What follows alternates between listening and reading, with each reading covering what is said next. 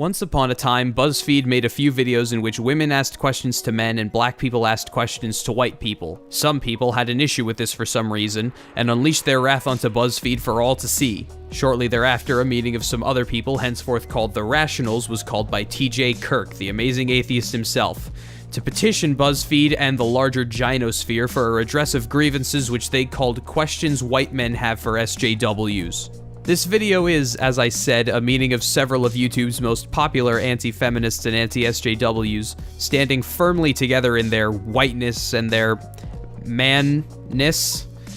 Joining TJ in his finest fedora, no less, is Undoomed, or What Happens When Slender Man Meets a Horror Movie Trailer voiceover. Armored Skeptic, someone who's a bit newer to the anti-SJW YouTube scene but has undoubtedly made a mark. Anthony Fantano of The Needle Drop.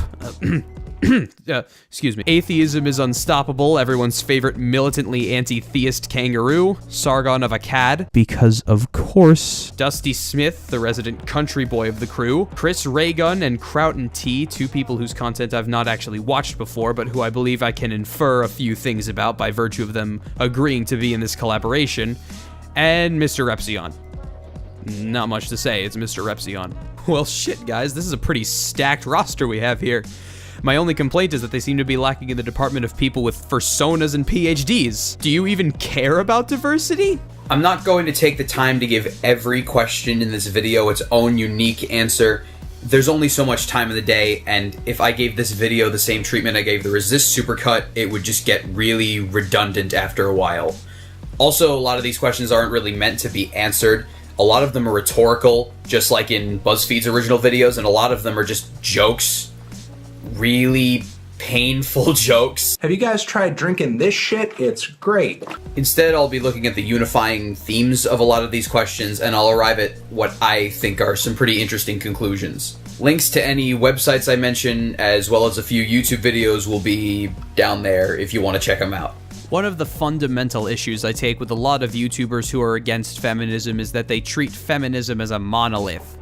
This is a concept that a few people have mentioned before, but I think it becomes very apparent throughout this questions video. Feminism, much like any other large social or political movement, contains a wide variety of differing schools of thought. Feminists can be liberal, social democratic, atheist, socialist, religious, Marxist, anarchist, individualist, radical, or even conservative? Yeah, conservative. And feminists belonging to these different groups will all approach their feminism differently. Yet, in the questions these guys have for feminists, they conflate various feminisms with one another. For instance, in Mr. Repzion's only contribution to this video, he asks, "Why do you think every cis white male is born racist?" This is probably referring to Milo Stewart's video from a few months ago, where he does indeed make the claim that all white people are racist. This strikes me as a more radical version of the more popular feminist idea that white people are more likely to be racially biased, whether implicitly or explicitly. This concept sounds much more valid to me and a lot of more mainstream feminists than just saying point blank that all white people are racist. However, Mr. Repzion seems not to notice this and tars all SJWs with the same brush. Just a heads up, when we talk about white people being racist or bigoted, we're only referring to racist and bigoted white people. Not every criticism of a shitty white person is an attack on you. How about we take TJ's very first question as another example? Why do you claim to speak for LGBT people, women, and ethnic minorities, but when LGBT people, women, and ethnic minorities disagree with you, you harass them? TJ assigns this behavior, again, to SJWs, which is a term that's basically lost all meaning and devolved into a synonym for feminists. The behavior TJ mentions is something I've noticed on woke Twitter quite often, and I'm not sure I can really get behind it. The whole, it's not my job to educate you, delete this, delete your account, shut up Becky attitude that these sorts of people take to their feminism never struck me as being productive for either party. If we want people to get behind our ideas, maybe we could help them understand them a bit better. It's just a thought. Enough of me digressing. Again, TJ's treated feminism as a monolith. these certain feminists act a certain way, so all feminists must act this way. Fallacy of composition. For one last example, let's take this question from Undoomed. How do you reconcile your opinion that gender doesn't matter or even exist with your need to invent new genders each day? This is probably my favorite question of the ones I've mentioned to deconstruct because it conflates different sorts of feminism very clearly. Feminists who hold the opinion that gender doesn't matter are pretty easy to come across. I'm one of them myself. I don't give a shit what gender anybody... Although with that said, you're not an attack helicopter and your efforts to make fun of non-binary people are pretty fucking weak. However, feminists who don't believe gender exists are much harder to come across. Undoomed could be referring to gender abolitionists here, who tend to be way radical to the point of transphobia, TERFs, and women-born women type of people. Clearly, these are not the sort of people who would go about inventing new genders each day. If you want something of an answer to this question, here's the best I've got. Gender is a spectrum. It's not so much that people are inventing new genders, they're just finding ways of describing their place on the spectrum. You know, I'm not non-binary myself. If anybody wants to correct my understanding of that, then please, by all means, do so. Treating feminism as a monolith is, like I said before, a fallacy of composition, which anti-SJWs rely on for their criticisms to be seen as valid. This allows them to point to slam poetry, people who are loud or look funny to them, no-name vloggers, or movies about busting ghosts, and extrapolate that all of feminism is bad because these things or these people are deemed bad. They'll point to anything other than feminist ideas themselves in their efforts to destroy feminism. Well, to be fair, sometimes they do try and mount attacks on feminist theory, but... If feminism and egalitarianism are both for equal rights, then why does one start with a gendered prefix while the other one is entirely gender neutral? Chris has just now demonstrated another point I'd like to bring up about the anti-SJW approach to criticizing feminism at its roots. It is inescapably reductionist. Here's an outline of Chris's line of reasoning here, which is a pretty common objection to feminism. 1. Feminism claims to be for gender equality, but starts with a prefix fem, clearly referring to women. 2. Egalitarianism also claims to be for gender equality, but is a gender-neutral term. 3. Because egalitarianism is a gender-neutral term, it must fight for the rights of people of all genders. Additionally, because feminism uses a gendered prefix, it must only be concerned with the rights of women. 4. Therefore, egalitarianism is superior to feminism. The problem with this approach is that you can't determine what an activist movement claims to be for and against by looking at the conventions of its name. You have to take a closer look at key figures in a movement and what their stated goals are. It's time for a history lesson. From its inception, feminism was concerned with women's rights, and so the name feminism just made sense. Feminists of the first wave demanded that women be granted the right to an education, the right to vote, and the right to have a job outside the house. Later, this activism expanded to equal pay and equal employment opportunity. You'll have to forgive me for putting a fan on in the background, but it's really hot. Summer. Of course, this was the first and second wave.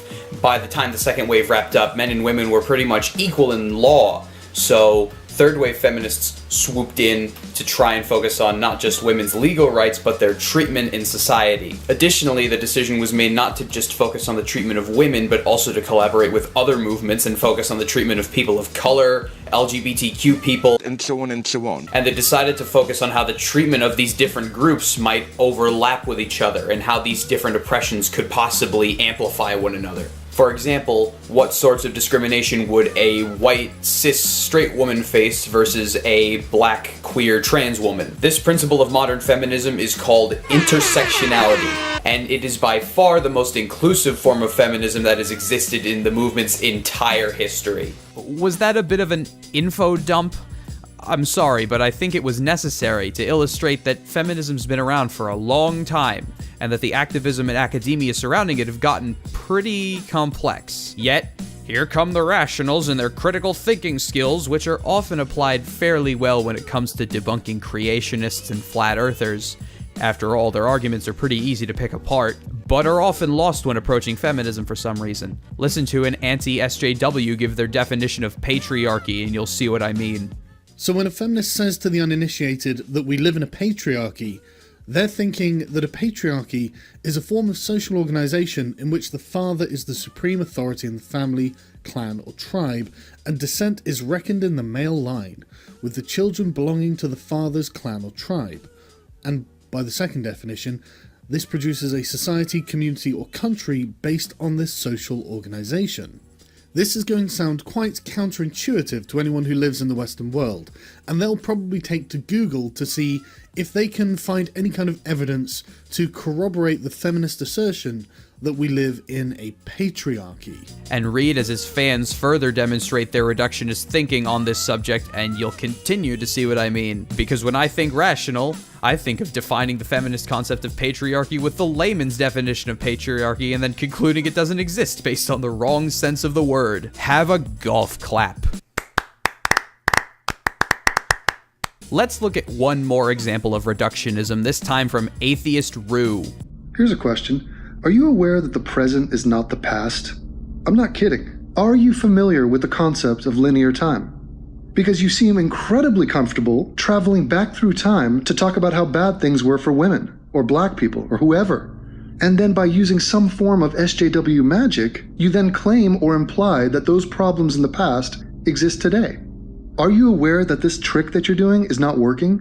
Why do you think that would work? This is a very racism is over argument to be making here, for one thing, but for another thing, it demonstrates Rue's lack of nuance when discussing other SJW talking points. Feminists and other activists will often say that things like slavery and racial segregation have had long-lasting effects that are still felt in society today.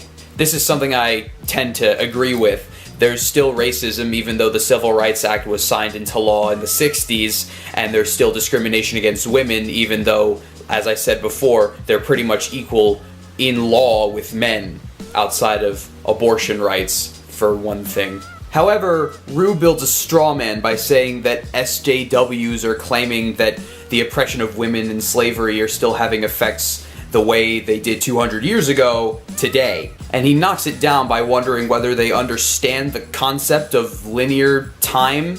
As I've said before, it's pretty easy to disagree with somebody when you deliberately try to not understand their ideas.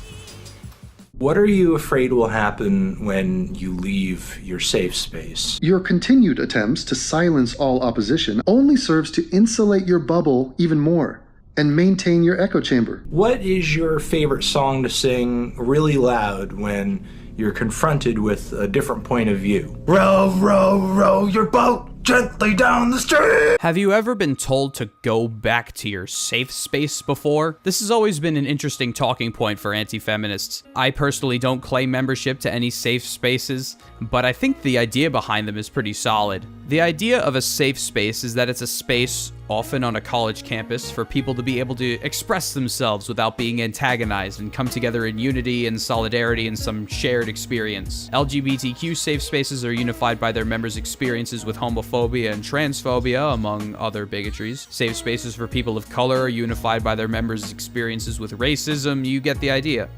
This concept has been subject to that same reductionist thinking I was talking about just before. To many anti-SJWs, safe spaces are places where people can go so that they don't have to have their preconceived notions of the world challenged, and they can collaborate with other like-minded regressives to form an echo chamber where their supposedly shitty ideas can live on forever and destroy Western society from the inside.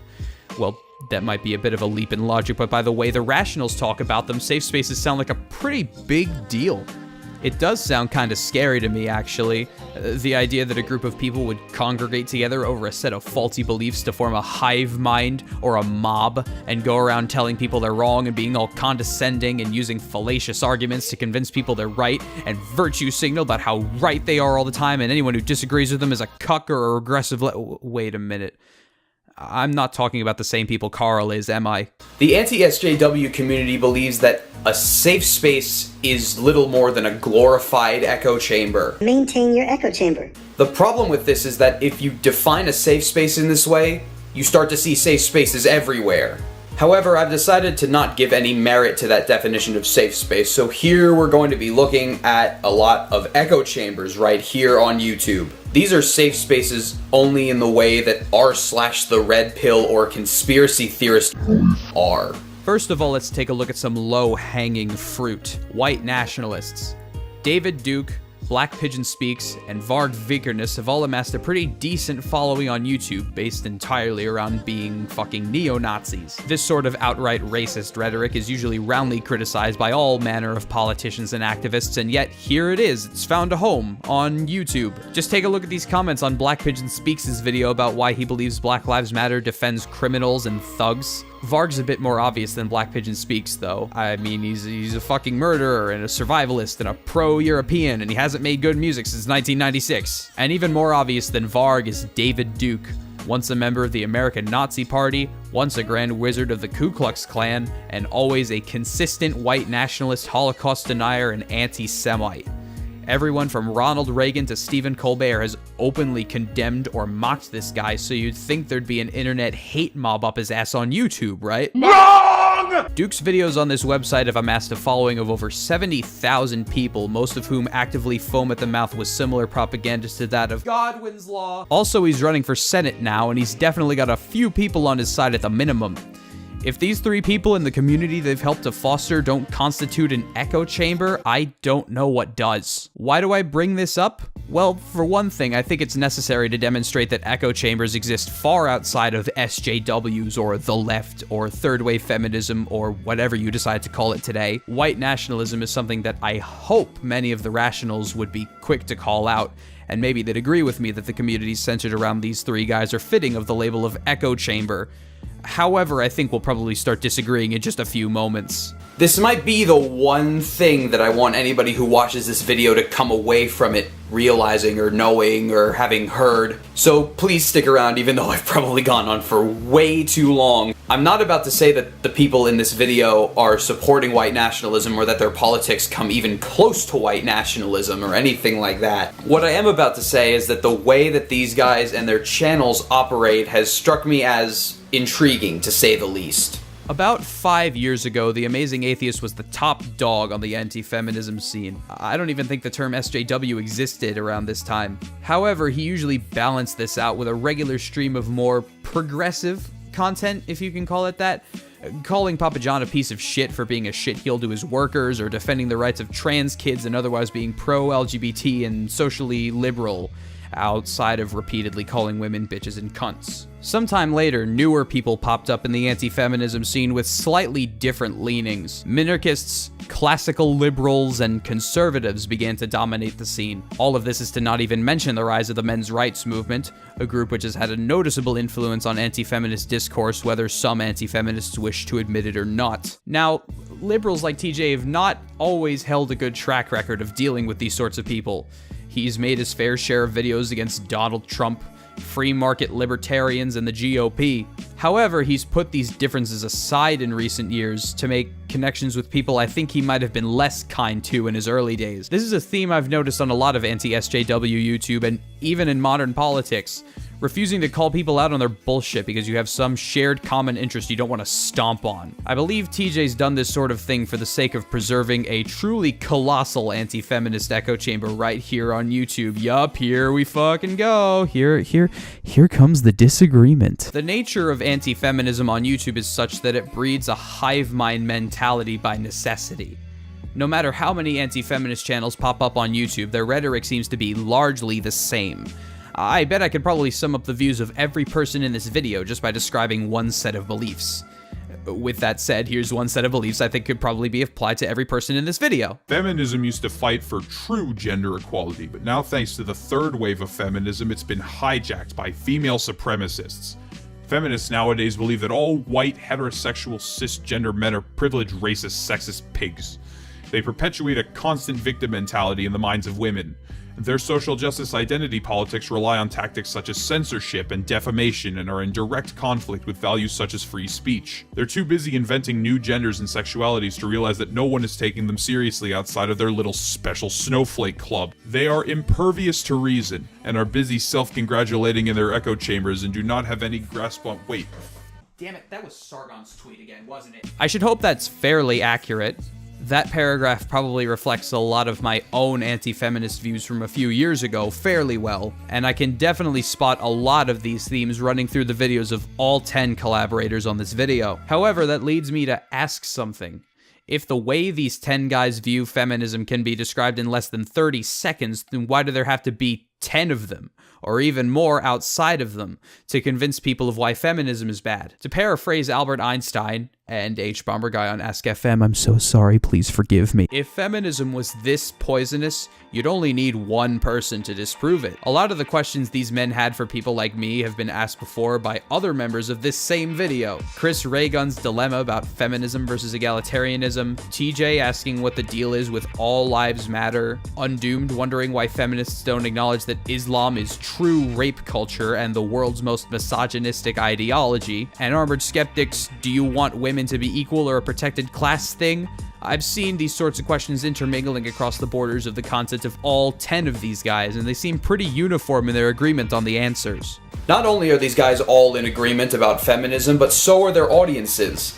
If someone is subscribed to one of these channels, they're most likely subscribed to maybe at least 2 or 3 more of them. The like bars are excellent, the comment sections are uniform in their disdain for the regressive left. Everyone pats each other on the back for not believing in patriarchy and believing that feminists are the true sexists and the cogs in the machine keep turning.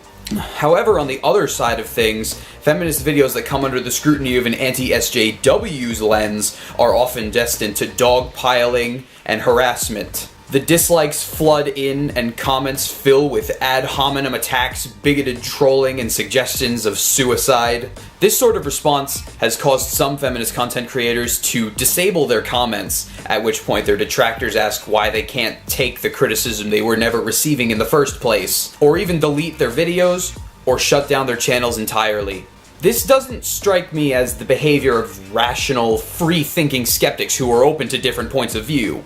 This strikes me as the behavior of people who all think more or less the same thing, and want everyone else to toe their line at any cost. My opinion or no opinion at all. Opposing arguments are either shrugged off or ignored entirely, as they're all viewed as being part of some plot to undermine the values of free thought. Not only do they not understand their opposition, but sometimes they don't want to understand their opposition. They are impervious to reason and are busy No, that was Sargon's tweet again. God damn it. Now that you've had your meat and potatoes, it's time for some dessert. Here's some points I'd like to bring up just because I felt like they needed bringing up and I felt like I could comment on them. What do you hope to gain by bringing back racial segregation? Well, Undoomed, I can only assume you're referring to black-only safe spaces here. These have been promoted by certain Black Lives Matter branches like in UCLA, which have called for the creation of spaces where black people can express themselves. However, calling this segregation is a pretty disingenuous move. I'm paraphrasing the one janitor here, but these sorts of spaces are only really segregation in the way a women's health center not allowing men to use its services is segregation.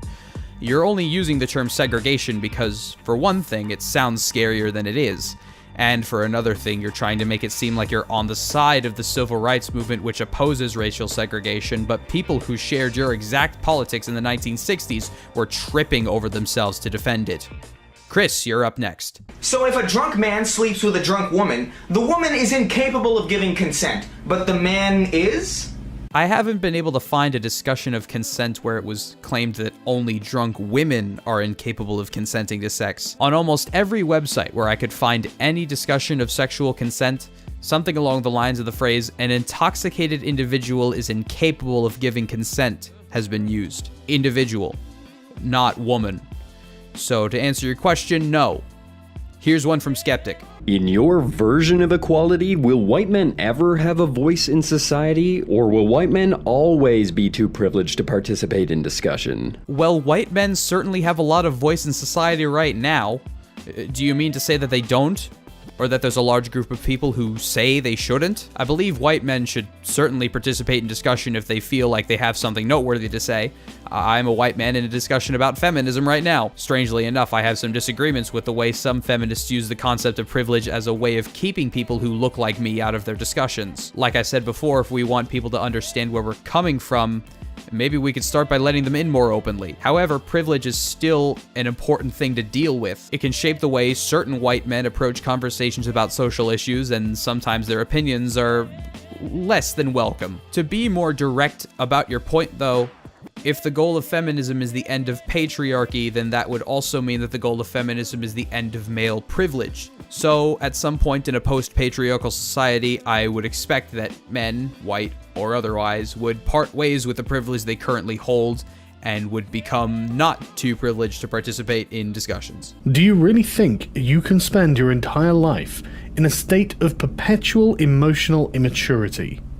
Do you actually imagine that you will be able to stretch out your adolescence for your entire existence? Dusty Smith. There are 13% more women in college right now than men. So if the whole goal of feminism is equality, shouldn't we have some men-only scholarships in order to equal everything out? Oh, I can think of a few. You could go the Milo route on this and look at the privilege grant, but there's a much simpler answer to this, and it's every men's sports scholarship under the sun. There's also the Lax Scholarship Fund for gay men, the scholarships afforded to Eagle Scouts by the National Eagle Scout Association, and plenty of others that are easy to find through some simple Google searching. Logic.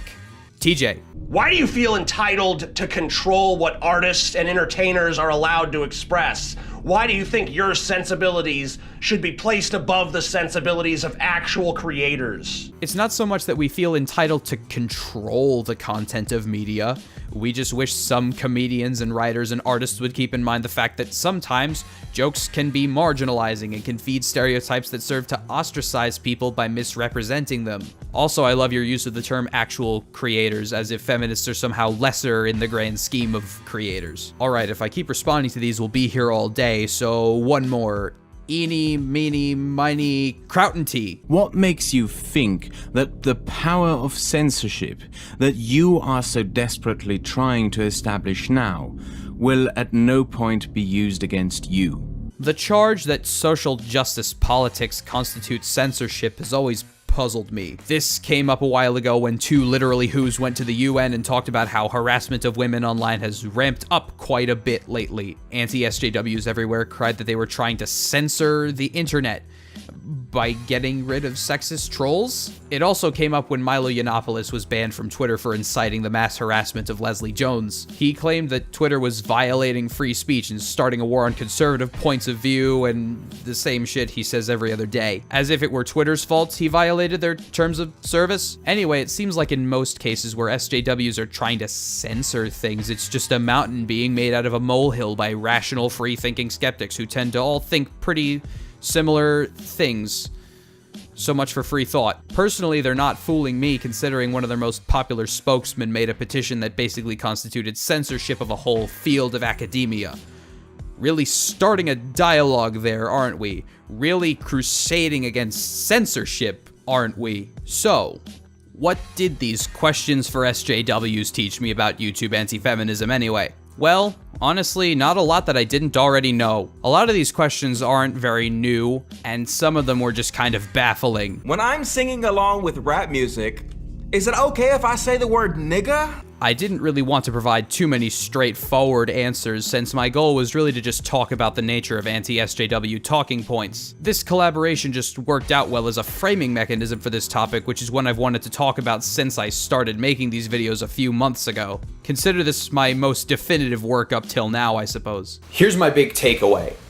If these questions for SJWs taught me anything, it's that we who are in support of social justice need to do a much better job of presenting our cause to them. It's my belief that anti-feminism hasn't had too much intellectual criticism levied against it, and that's something that it sorely needs. A lot of YouTube feminists speak using the jargon of their own, which possibly contributes to the amount of times they seem to get wrecked. However, there are people on this platform extending an olive branch of sorts to the other side. People like Garrett, H. Bomber Guy, Christiosity, Christy Winters, ContraPoints, The Skeptic Feminist, Michael Rowlands, Demotivator, Captain Andy, and so many others I could mention are beginning to approach dealing with anti-feminism in a more level-headed way, even if they can't be jokesters. They speak clearly and rationally about their beliefs, and you can find yourself easily convinced by them. even though they all approach feminism in slightly different ways. It's come with some pushback, but I think they've definitely planted the seeds for more rational discussions about social justice down the line. And maybe I can join in that shift as well. So, thanks, you privileged white cishet male scum. You've enlightened me in ways you probably didn't have in mind. Thanks very much to all of you who stuck around for this entire video. I know it probably went on for a long time. I haven't finished editing it, but I'm gonna assume it's 20 minutes or so. Editing Tom put whatever time this went on screen right now. If you feel a certain way about anything I said, you can leave a comment below. I implore you to keep it civil. Sorry, Garrett, I just stole your damn catchphrase. If you enjoyed this video and you want to see more, you can feel free to subscribe, because this won't be the last video I do. I'll leave you with some links to my other videos. On screen somewhere right now should be my playlist for an anarchist response to the Resist Supercut, which are some older videos I made, but I think are still halfway decent. And somewhere else on screen will be my ongoing playlist of buzzwords from the Right series. I don't know where it's going. I've given you enough things to click on and do and comment, and this video's gone on for far too long now, so I'll just, I'll leave you now. My name's Tom, and until next time, agitate, educate, organize.